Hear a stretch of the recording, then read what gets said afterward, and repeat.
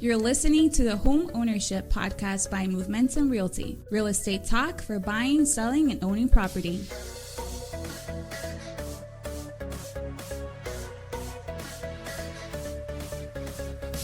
Hey guys, Sean Patrick Maloney here, broker owner of Momentum Realty, located in Hanover, Massachusetts.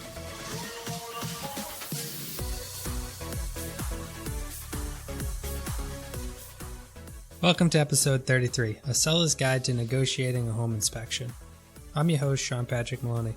Thanks for joining me this week. Home inspection can be a very stressful time, but it also can be a time that the stress can be reduced greatly by following some simple steps and knowing what you're doing.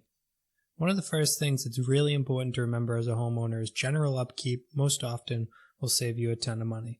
Whether it be painting, cleaning up things, making sure to take the leaves off the roof, making sure to have general maintenance done on equipment, having the heating guy come in, changing filters, all those things are going to save you a ton of money. Always in life, general upkeep is some of the cheapest ways to ensure that you don't have major problems down the line. During the time where you're having the general services done, some people find it expensive, but the reality is without those general services, a lot of times bigger problems poke their head out at later dates, especially during home inspection. One of the ways to save yourself a lot of frustration is when you're going to sell your house to have a pre-inspection done. Pre-inspection could be done by anyone from yourself, knowing what to look for, a contractor if you don't know what to look for, or even having a home inspection done on your own home. That way you know what you have coming up and you're not surprised by anything. The home inspection by an actual home inspector, that would be if you're not 100% sure where your home stands, all the way down to just going through an inspection yourself of some of the easy things like, are the plants trimmed back? Are the gutters clear? Did you change the filters on the heating system, the air conditioning system? Have you made sure the roof is cleared off?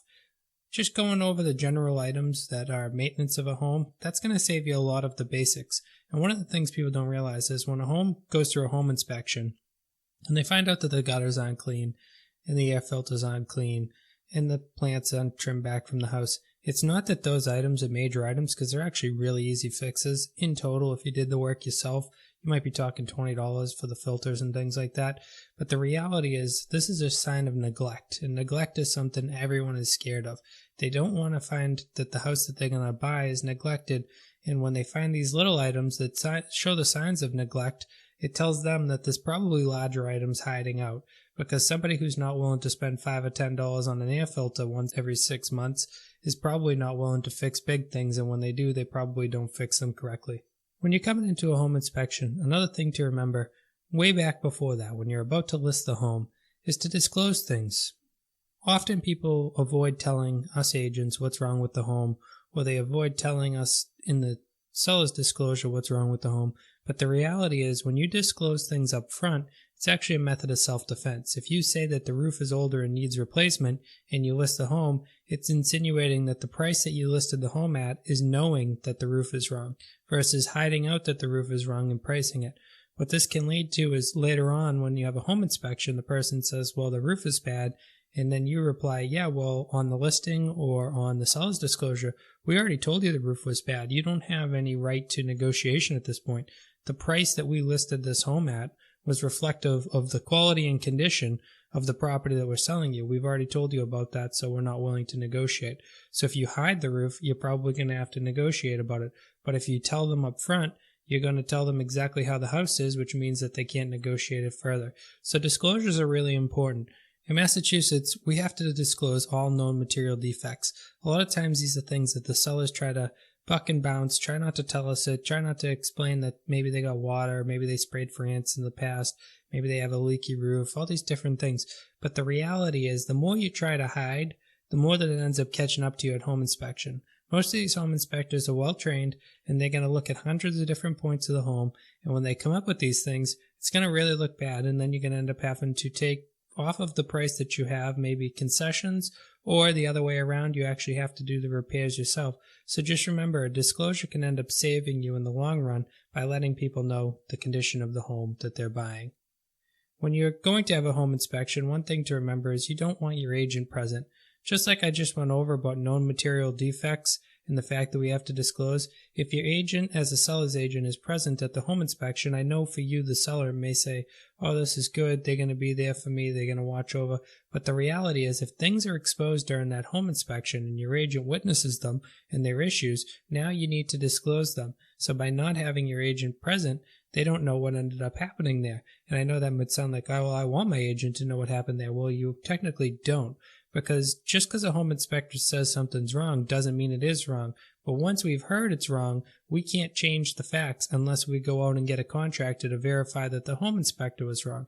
So the best bet is to have the agent, if they need to go there to unlock the home or something, go unlock the home and sit in their car, or go unlock the home, go away, and then come back and lock the place up when they're done. And then when you do have a home inspection, they have things they want to negotiate on. You want to make sure your agent or yourself, if you're representing yourself, I don't suggest doing so, but if you are, you want to request only the pages that they're negotiating on be sent to you. So home inspection report can be anywhere from maybe as low as 40 pages to as much as 100 pages. When they send over the information to you saying that they want to negotiate or they want you to fix certain items, request that they only send the pages where the issues are. Because what can happen is if you get a whole entire home inspection report and there's other marks on there, maybe there's some electrical that needs updating, maybe there's some plumbing issues, maybe the roof leaks, cracked windows, all these things, you now have known material defects that you need to tell someone in the future. And if it doesn't work out with this current buyer and you have to go back on the market and people ask you, why did you go back on the market? You can't just lie and say, I went back on the market because the other person flaked out. You have to say, because we couldn't agree on the home inspection, which means most likely then you're going to have to do the repairs, plus you're going to lose your current buyer. So you want to think about that as well when you're trying to strong arm somebody. If they're actually going to walk away and it is an actual known material defect, are you willing to let them walk away, then do the repair after? Because if not, you're going to have to tell the next buyer about it, and chances are they're going to want a price reduction or a credit, or they're going to actually ask you to repair it before they take possession of the house. So it's really important to remember that sometimes as a seller, yes, we're in the power seat, but after a home inspection where there are known material defects that pop up, a little bit of that power seat has been taken away from us, and it's really important to remember that we need to keep the balance of the equation and make sure that we get this one to close, because again, you'll end up having to do these repairs otherwise.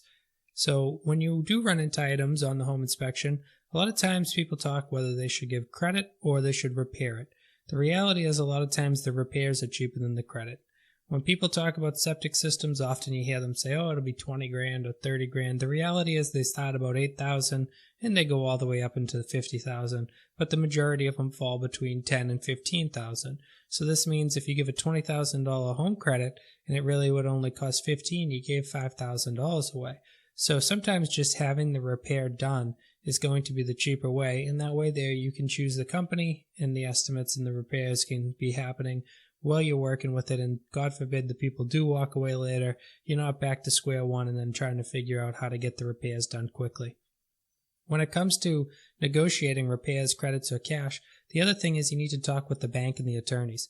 Usually you can do repairs or you can do credits, but sometimes the wording on the credits has to be interesting, because if you know that the roof is wrong and you say that you're giving them a $10,000 roofing credit, the bank won't like to hear that, because if the person takes the $10,000 check and then they don't end up repairing the roof, it means the bank financed them on $10,000 that never went back into the house, which can mean that they lose $10,000 if they ever have to foreclose on it in the future.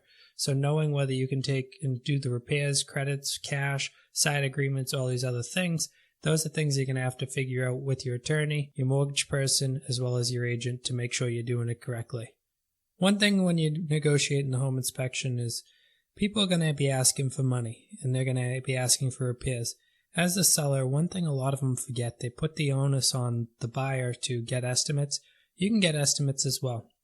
So a lot of times when I work with buyers, I tell them to get 3 estimates, get a high, a low, and a medium, and go with the medium. That way you can show the high in order to negotiate with the seller that, hey, I'm not the high point, I'm in the middle here, I'm only asking for some. As a seller, what I'm going to advise you do is get a lot of estimates, as many as you can actually stomach doing, because most of the time estimates are free, and try to put together 3 estimates that are on the lighter end of pricing.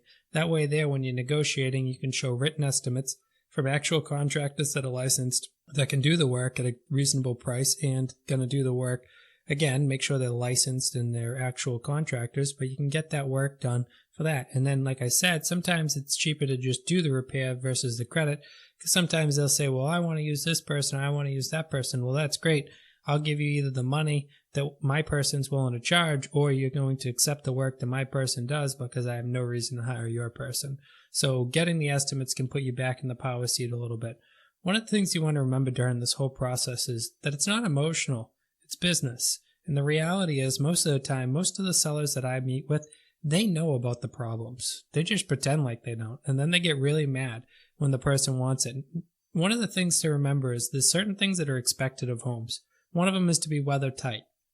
Nobody buys a home thinking, oh, I imagine that this person's lived for the past 5 years with a leaky roof, or, Jesus, most people live with cracked windows that don't hold the air tight, or, wow, a lot of people have rotten beams that they don't replace because that's what people do. And it's like, no, none of that happens.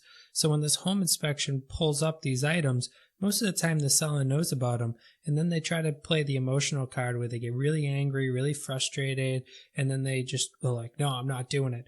But the reality is you need to be realistic about these things, because if you're not realistic about these things, like I said in the past earlier in this podcast, if you don't negotiate with this person or you don't do these repairs, if you have a rotten beam in the house, you can't just then sell it to the next person and pretend like it doesn't exist. Unfortunately, in a state where no material defects must be disclosed, you have to keep that in mind. So if you want to get emotional, you want to yell at people and stuff, it's not going to change the entire scene. It's just going to frustrate people, and chances are it can break up your deal.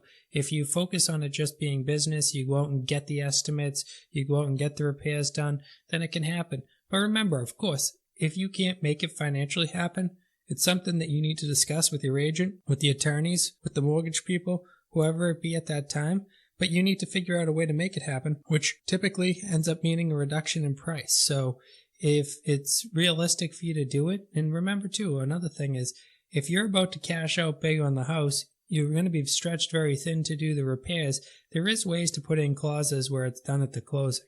So just keep that in mind. You can finance it through the closing and end up doing it after possession. There are going to be some legal documents that need to be generated. You'll probably have to contract in the contractor before the actual closing to let them know that you're going to be using them. But remember, once you have big issues, if you don't do them and you're not going to do them, you're going to limit your buyer pool to cash buyers, rehab buyers, 2 or 3K loans, and construction loans. Because no regular loan system is going to give somebody money on a house that now on the listing says that the roof is bad, or that there's a broken beam, or that there's all these other issues that can come up. And unfortunately, it is what it is. And that's why when you buy a home, you should get a home inspector during the process, because sometimes people buy homes without home inspectors, and then when they go to sell, something emerges that they didn't know existed there, and then they're really angry about the fact that they bought the home in the past. So just keep in mind, that's why you want to protect yourself through the whole entire process, and it's also why you want to do general upkeep of your home. The other way of negotiating all these costs and credits is percentages. What I mean by that is say you thought the roof was good and you thought it was about 70% worn, but has another 30%, which 30% on a 30-year roof is around, 9 years or so that it still has left in its life. When you think it's like that and the person wants a credit, you can then go back and talk with your agent, of course, and they should know about this stuff. But if they don't, you want to suggest, how about we offer them 70% cost? Because I'm not buying them a brand new roof. I never warranted that the roof was brand new. Everybody can see it's a 15, 20-year-old roof. I was never saying I'm giving them a new roof, so therefore I'm only going to give them a certain percentage. Same goes with all different repairs. If you thought that the life expectancy, it's not dead, you could use it, then hey, I'm not giving you the full amount. That's one thing that I always found interesting about real estate. Sometimes buyers go into these places and then they pretend like they thought everything was brand new. You're buying a used home. There's nothing wrong with a used home. Brand new homes even have issues. But the reality is when you're buying a used home, unless stated otherwise through disclosures or through advertisements, you're not expecting everything to be brand new. So it's really unrealistic to expect of the seller that they're going to hand you a bunch of cash just because the home inspection says something's 15, 20 years old. There's lots and lots of heating systems from the early days that still run, and there's lots of brand new ones that don't run. So there's no rhyme or reason why something should be just replaced because it's older. There's lots of units that if the person did proper upkeep, changing filters, having the contractor come out and take care of the actual heating system or AC system, or maybe they have a company come and do a soft wash on the roof every couple of years, a lot of people can get a lot more life out of things that way. So just by the number of years old, I don't think it's fair to just ask somebody for the full amount of money. But do remember, you can offer percentages in that.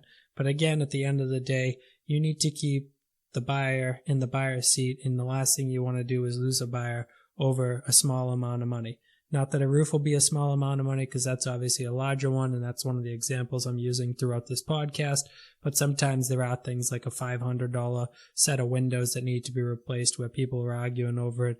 And I can tell you, you can argue as much as you want, but if you lose the buyer, you're going to be mad at yourself, you're going to be mad at your agent, you're going to be mad at the inspector, you're going to be mad at everybody. But the reality is, sometimes you need to play with people that you don't really want to be playing with. One of the things you can look for in your offering, and you can educate your agent on if they're not familiar with this, but offers actually always most often say that a home inspection must be to the satisfactory results of the buyer. You can forgo that by asking your agent to counter back that maybe you put a threshold of 500 in damages or 1,000 in damages or 10,000 in damages. You can put any number forth there that you want. I recently got a house over another person because of the fact that my buyers put a $25,000 clause, meaning we will not complain unless we find above $25,000 in damages with the home. What this means as a seller is you can feel a little more confident going into that home inspection, because unless you find a massively rotten beam or the side of the house is going to fall off, chances are you're not going to find $25,000 worth of items. Because if you think about it, roof maybe $10,000, $15,000, windows maybe $5,000, $10,000, right there. You're still not over $25,000, so they're still not going to complain. So keep that in mind when accepting an offer. If you accept an offer that's from somebody, first-time home buyer, not much cash down, they really don't have much to their name, and then they have a satisfactory buyer contingency in there for the home inspection, you can end up eating it because they can't afford to fix anything. No matter what goes wrong, you know they're going to complain about it. And the reality is, if they don't complain about it, they have to walk away because they do not have the money to actually make it happen.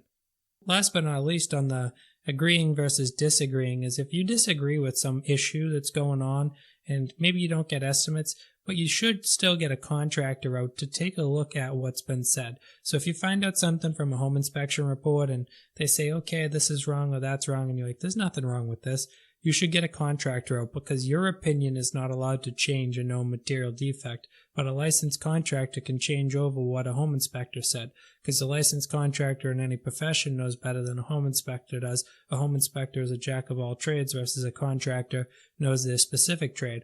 So the person that comes out and says, okay, I don't know why the home inspector told you that the heating system needs to be replaced, it's perfectly fine.